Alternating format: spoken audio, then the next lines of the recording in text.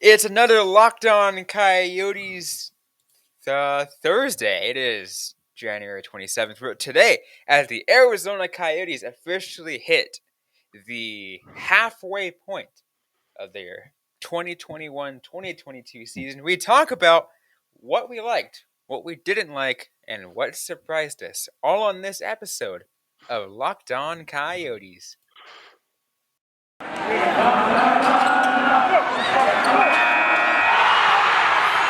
You're Locked On Coyotes, your daily podcast on the Arizona Coyotes, part of the Locked On Podcast Network, your team every day.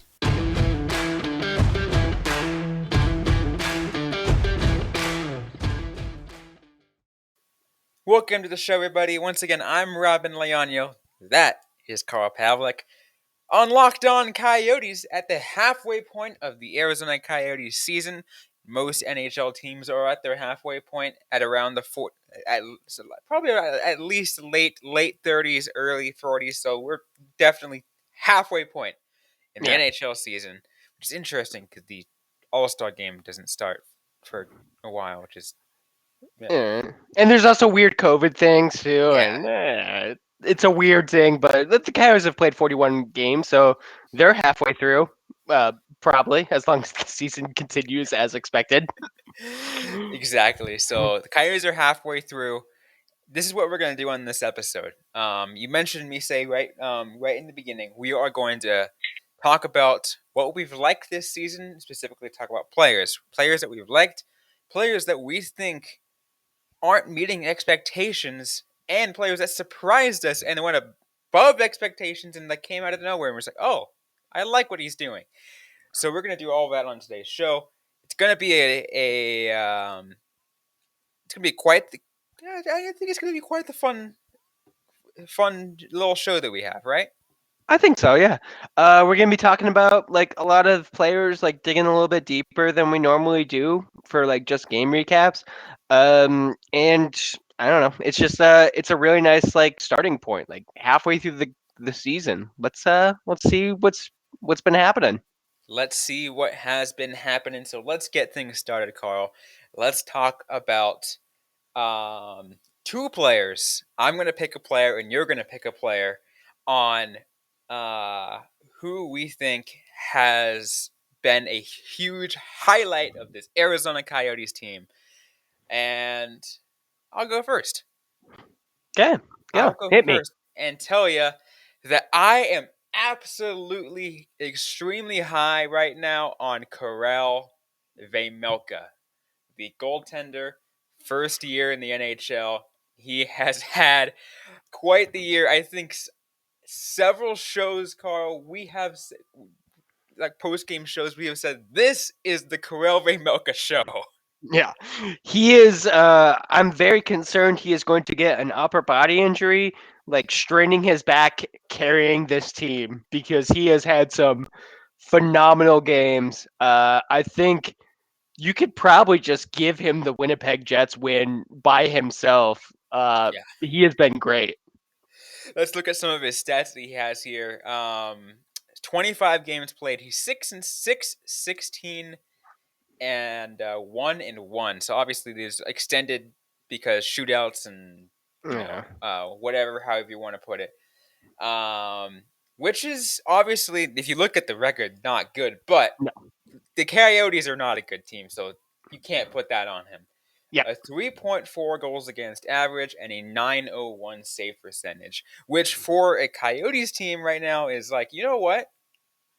I'll take it, especially since there were some games he did not have that were outlier games that kind of brought that stats up. Brought it to, or brought the numbers worse than in worse numbers. But all you got to do is use the eye test, Carl, for this kid. Yeah. It's funny you say 901 because it's kind of good that he's above 900. Like, that is, which should be a baseline for a goalie, is not always the case. But, like, for a Coyotes goalie this year, that's impressive.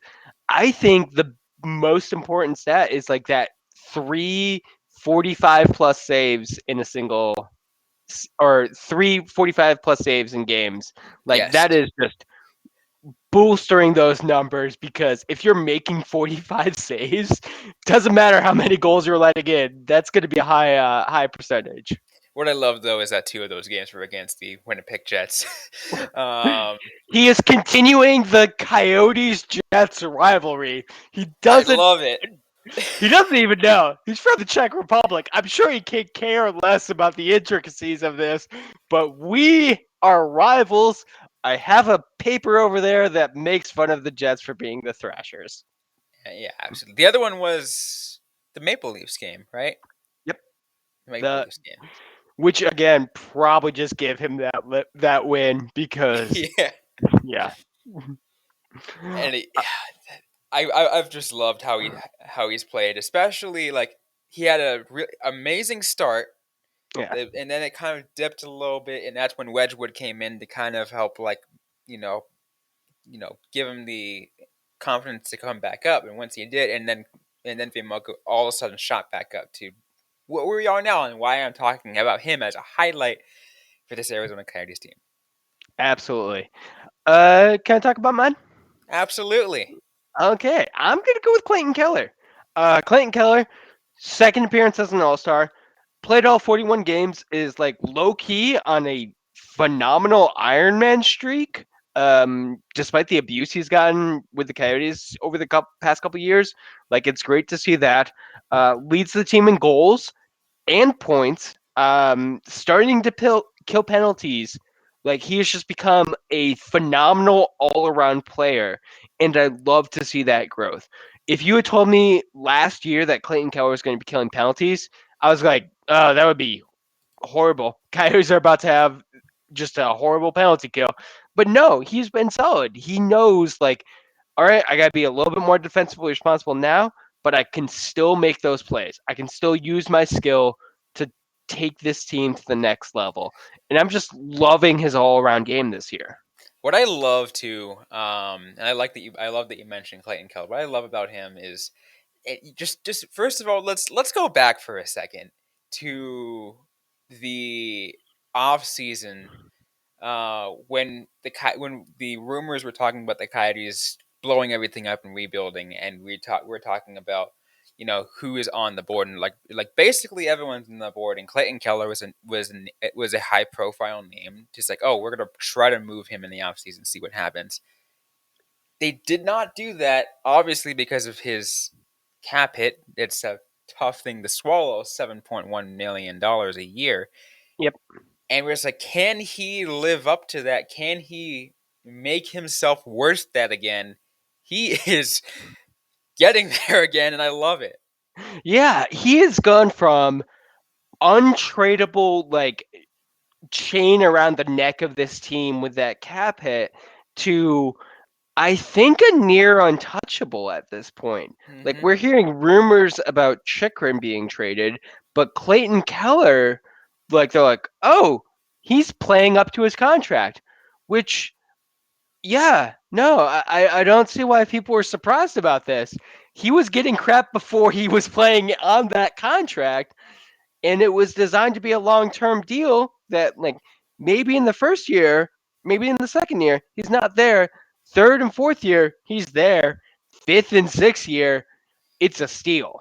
And I think that's what the contract was supposed to be. I think it may go down as like a redeeming factor for the general manager John Chayka's like term, like just like the Keller deal, the Chikrin deal. I think they're going to be steals in the future. I mean, wasn't that what Chaka was known for, right? Making deals like that. It's like Yeah. all of a sudden they look lucrative because they're long term, and they seem high. But also remember, But obviously. they're not really that high. 'Cause it's like 5 million for Christian Dvorak for 8 years, and you're just like, yeah, no, Christian Dvorak's probably going to be worth 5 million for at least 6 of those years. So why not make that deal? Exactly. So, and that's what I loved about it. Now Clayton Keller has become an untouchable. It's Yeah. amazing to see that, and he is gonna be the player that I believe that I honestly believe the Coyotes are going to center around with this rebuild. especially because they're going to be playing the Blues a lot more because they're division rivals now. You need to keep Keller to beat their division rivals. It just works that way, right? It does, yeah. Honestly, I've heard worse reasons to keep a player like Keller. They play well against a division rival, a team you're going to see a lot during the year. Yeah, keep that player. Absolutely. Anyways, though, we still got more to get to on this episode of Locked On Coyotes. We're going to take a look at players that didn't meet expectations, those who aren't living up to the hype of what we thought, or anything of those sorts. All that coming up in just a moment. But first, I want to let you guys know that BetOnline wants to wish you a happy betting new year as we continue our march to the playoffs and beyond. BetOnline remains the number one spot for all the best sports wagering action for 2022. The new year and new updated desktop on our website. Sign up today and receive your 50% welcome bonus on your first deposit. Just use the promo code LOCKEDON to get started. From football, basketball, hockey, boxing, and UFC, right down to your favorite Vegas casino games, don't wait to take advantage of all the amazing offers for 2022. BetOnline is the fastest and easiest way to wager on all your favorite sports. BetOnline, where the game starts. And now it's time to move on Locked On Coyotes on our mid-season reviews. Talk about how this Coyotes team it looks halfway through the year. And now let's go to the second segment, Carl. And this is players who have not met expectations. Since Yep. I went first for the highlights, let's let you start on this one. Which player to you do you think is not living up to your expectation? I mean, I'm going to go fish in a barrel. Jacob Chikrin has not lived up to expectations. And I'm going to throw in a lot of caveats when I talk about it, but he has not been good. He's a minus 31. Take what you will about plus minus, but when it's that big, that means something. He has the lowest shooting percentage of his career, shooting like getting goals like 2.2% of the time. He's played only 30 games, missed some time due to injury, which is understandable, missed some time due to COVID. Again, just something that we're dealing with this season. But in that 30 games, 2 goals, 6 assists, 8 points. The team is counting on him to do better. I do want to throw in a lot of caveats. It's his first season being the number one defenseman. He is facing much harder competition. In the next segment, I'm actually going to talk about why a player who is getting less, you know, uh, who typically gets less difficult competition has exceeded our expectations. I think Chikrin is taking the brunt of that. But he needs to step up his game. He needs to find a way to be the leader that I think the team expects him to be, because just right now it's not there. I will say that since he's come back from injury, since he's come back from COVID protocol, he has looked much better. I think his numbers are starting to go up, which is really what we need from him. He just blew a big assignment against the Penguins 2 nights ago, so I don't want to talk too much good about him, but yeah, he definitely needs to work on stuff. But again, I think part of that is just part of the process. It is, and another thing too. Like I think why his name is on that list is to think about it in this way, because we were going in and we were highly touting Jacob Chikrin. We talked about him being an untouchable in the off season. We're like, this guy is a Norris caliber defenseman. We were putting this kid on a pedestal.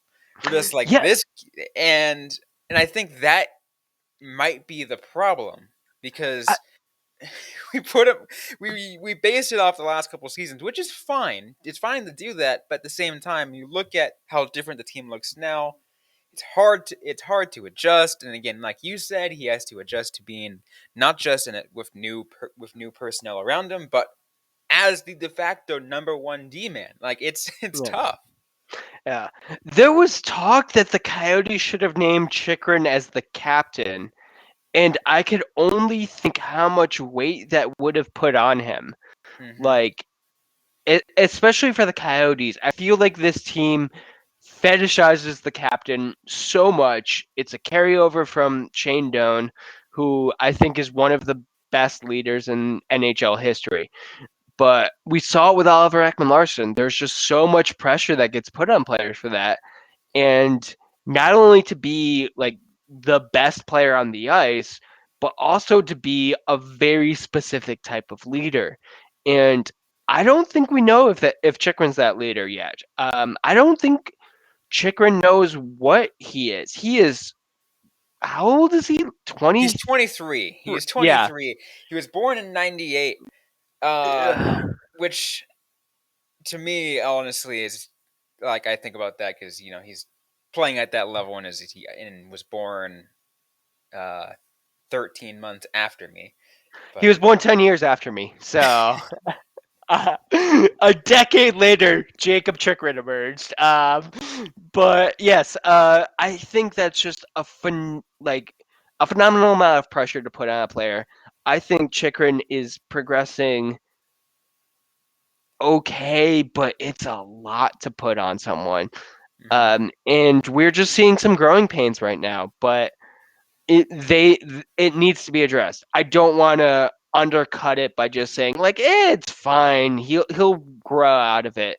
It needs to be something that he actively works on. And he needs to work on that with the coaching staff. He needs to work on that with like the trainers. And all credit to him. I think Chikrin is the type of player who will work on it. I don't expect us to be having this conversation like a year from now, but for right now, he is definitely underperformed. And this is also the assumption he does not get traded Yeah, in that final I mean, five. even then, like I do expect, even if Chikrin's traded, he He will will, find his way. yeah. He has the NHL caliber play, so he will be fine. Just maybe make sure to take some extra precautions with him. Absolutely. So let's go to the second player. So the player that I am going to say here has underperformed, has not met expectations for this 2021-22 season. And I'm going to go ahead and name one of my favorite Roadrunners players in Kyle Capobianco. And it sucks for me to say this because I Yeah, was rooting so hard for this guy so much. Like I watched like there were a couple people, Carl, who I watched grow in Tucson, who I thought I really want to see this guy do well. Obviously, Dylan Strome was one of them, but he yeah. it was I didn't see enough of him in the years go by for me to really get that connection. But those two players were Conor Garland. Obviously, he's now over in Vancouver, and Cal Capobianco. So you have a forward and a defenseman. Because I saw Capo every freaking year, and he almost every time he got the call up, I'm just like, this is his chance. He's gonna do it, and then he gets injured, and then the same thing comes. This time, he came off. I think he was still injured to start the season. He came off injury, and I'm like, okay, this is your shot. He looks good to start for 2 weeks, maybe 3 weeks, and Yeah, then he falls off. No production whatsoever to the point where he's getting scratched most of these games. yeah, And I said this too before the season was going to begin that if he does not play to the level that I'm used to him seeing and then some, it's going to be hard for him to get a new contract because he's in the contract year. He's you know, and he is 24 years old. Um, and it's just like, okay, at what point do teams give up on a development? it's. I do want to point out it's kind of funny that we're talking about Chikrin and Capobianco. Chikrin had a very bad error against Pittsburgh. Capobianco uh, maybe saved a goal and set up a goal against Pittsburgh. Um, and it was great to see him do that, but he But that has was the first. not. That was the first of Yeah, awesome event that we've seen in what 2 months from him. yeah, Like yeah. Capobianco has been near invisible for so many games, and I am sorry to see it.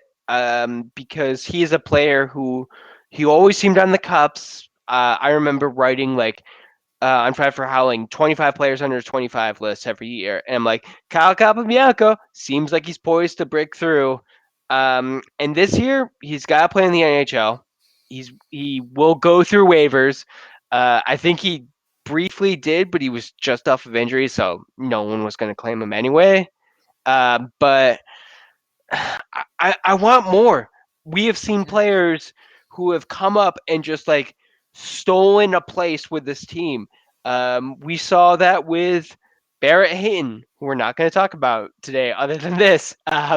But he came up from the Roadrunners and he stole a roster spot.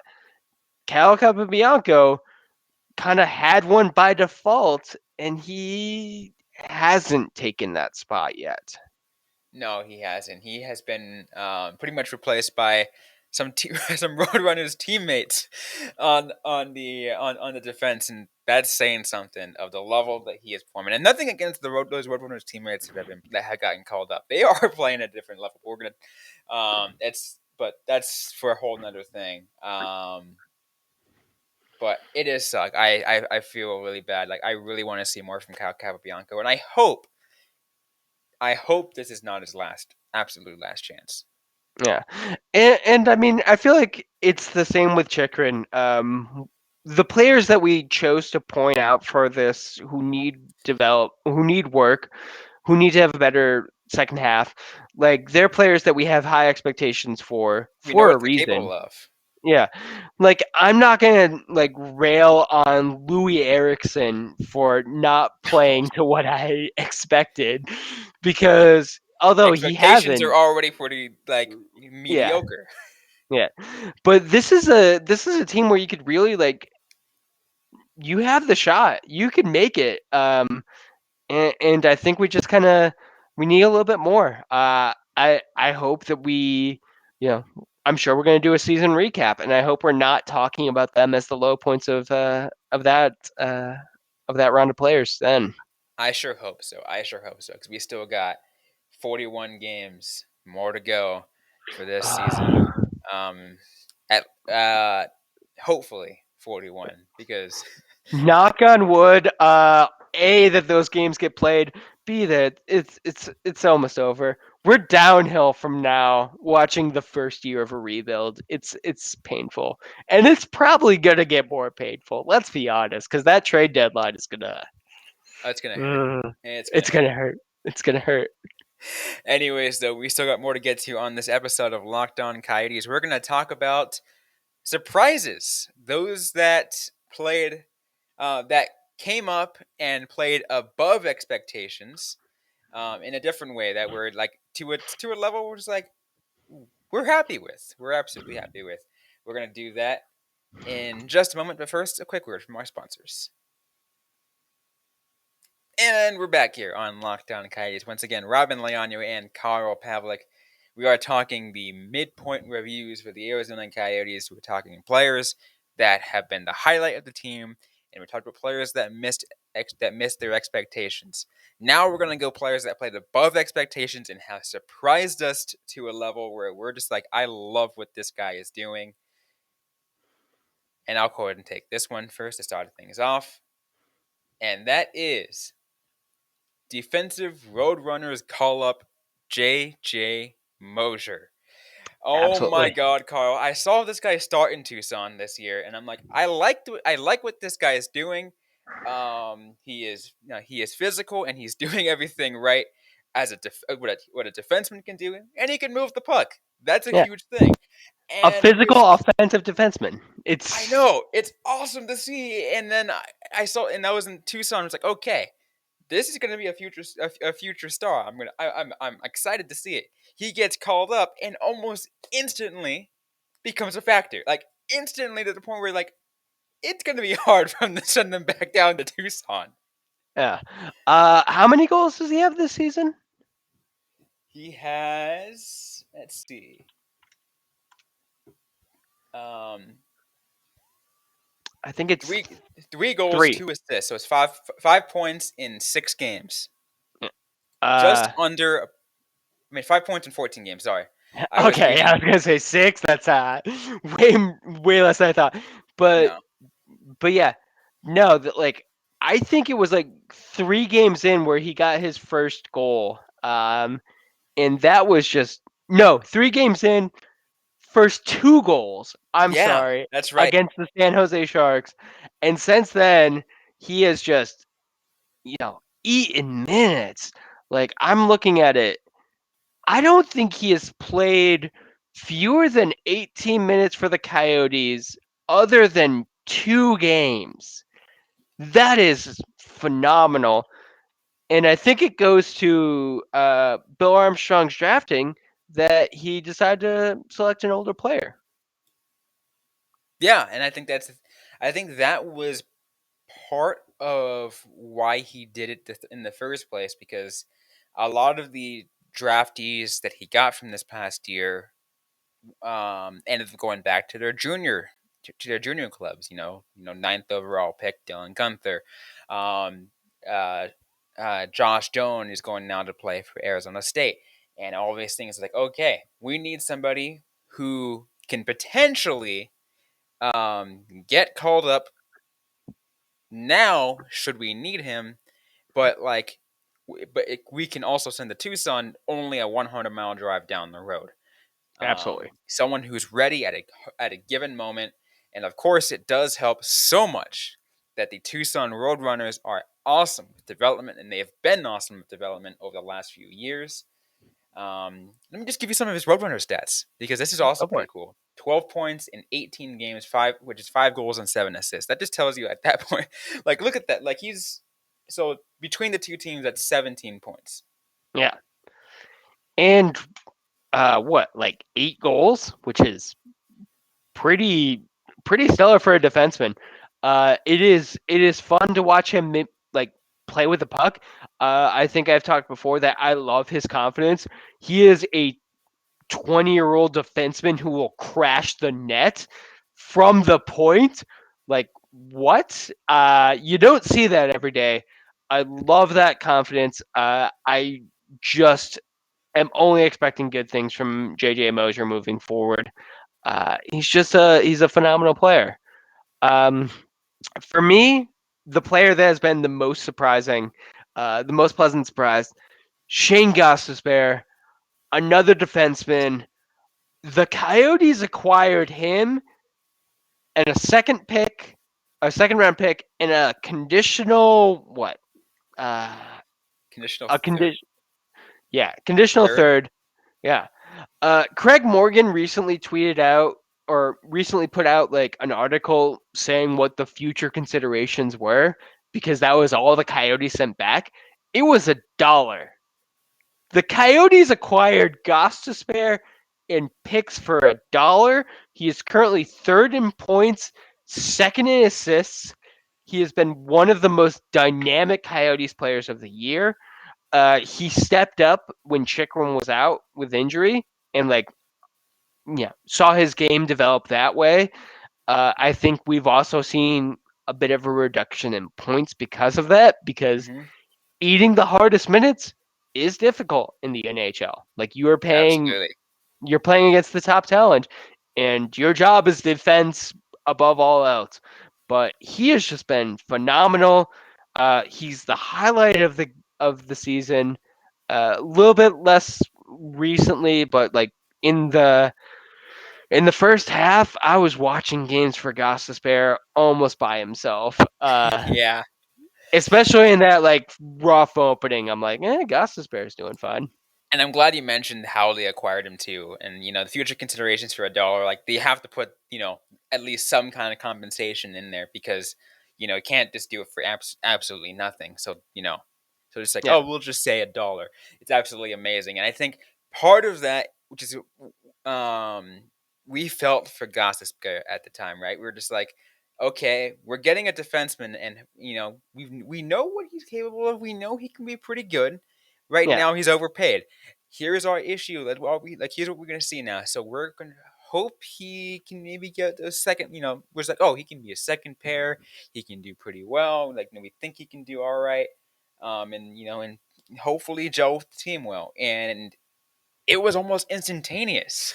Yeah. It was awesome to see, and has definitely played above those expectations. And it's like, you know what, like, uh, if you can go ahead and put a ranking on Bill Armstrong's trade acquisitions, I would go ahead and put the acquisition of Shane Gottspear as number one right now.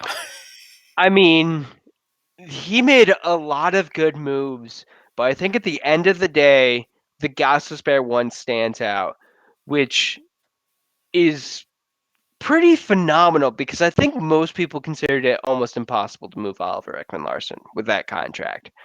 Uh, but he was able to do that and acquire like a pretty substantial return.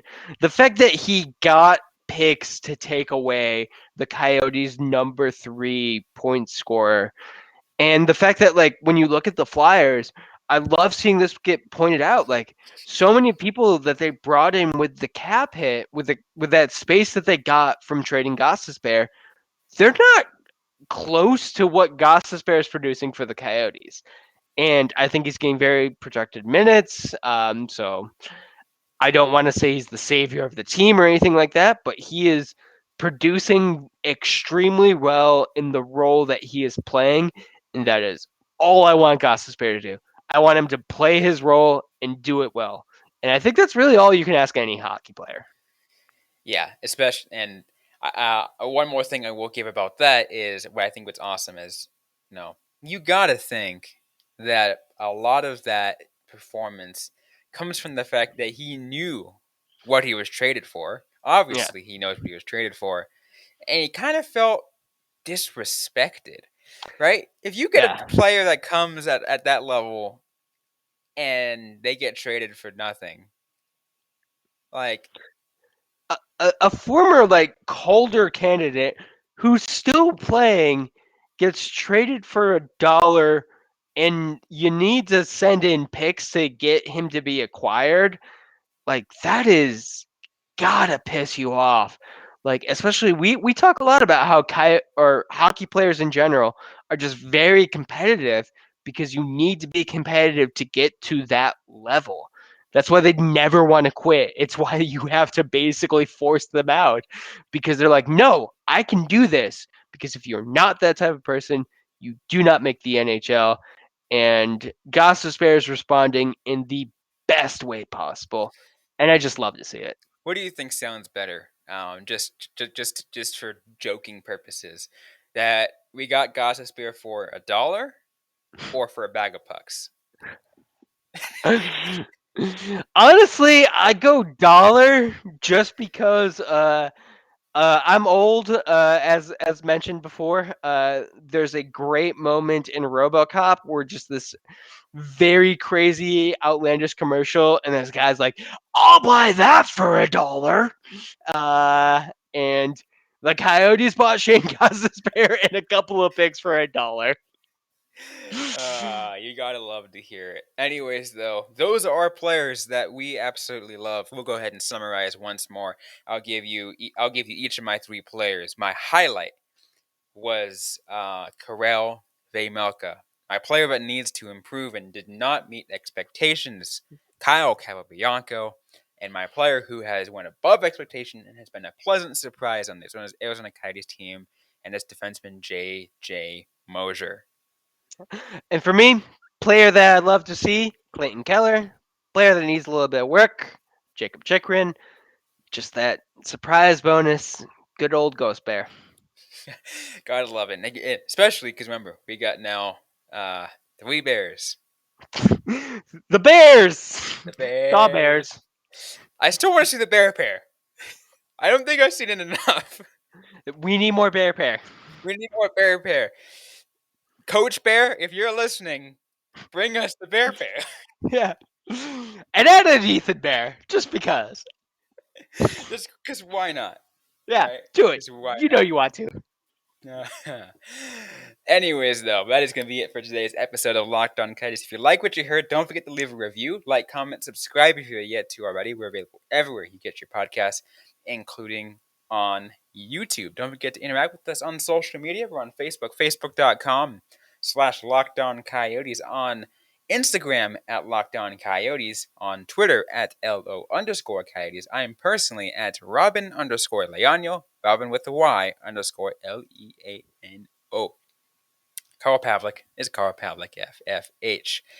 You can interact with us, ask the question you might have, either via a mention, maybe a direct message, and we can answer them right back, or on a future episode of the Locked On Coyotes podcast. Thanks again, everyone, for listening to today's episode. Hope you guys are staying safe out there. Hope you guys are staying healthy, and don't forget to howl on.